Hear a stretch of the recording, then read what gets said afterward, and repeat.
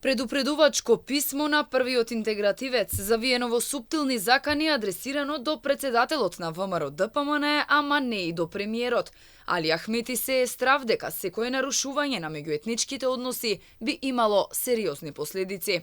Писмото било одговор на предизвиците со кои се соочува Македонија во еден исклучително чувствителен геополитички момент. Во текстот кој го опишувал лично Ахмети се споменува балансерот и законот за јазиците и нивното влијание на меѓуетничката кохезија и одржливоста на земјата.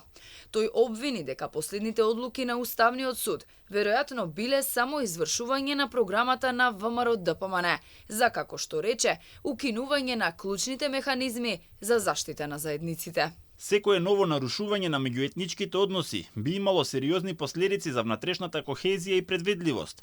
Охридскиот договор, кој донесе подобро меѓуетничко разбирање, не е само политичко прашање, туку и темел на нашата мултиетничка демократија, стабилност и демократски напредок. Секој обид за негово доведување во прашање, особено во актуелниот контекст, е чекор кој може да ја влоши состојбата во земјата и регионот. Премиерот Христијан Мицкоски не го прочитал писмото бидејќи се уште не било пристигнато. Вели дека како одговор на влада ги читале сите пораки од граѓаните, па истото ќе го направил и со писмото на граѓанинот Али Ахмети. После тоа се очекува и конкретна реакција од Илинденска. Со големо внимание пристапувам во комуникацијата со граѓаните. Господинот Ахмети е граѓанин и мора да се посвети внимание и на секое писмо од секој граѓанин кој што пристигнува. Нормално, така постапува одговорна влада. Очигледно Дуј не може да се помири со опозицијската улога, па сеат страв наоколу дека може да има меѓуетнички тензии.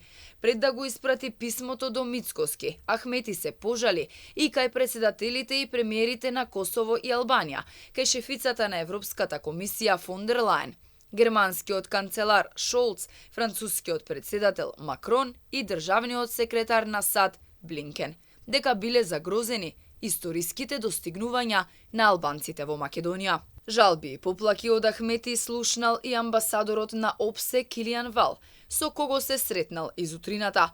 Меѓу темите на разговор биле и Охридскиот рамковен договор и, како што информираа од ДУИ, нелегитимните представници на албанците.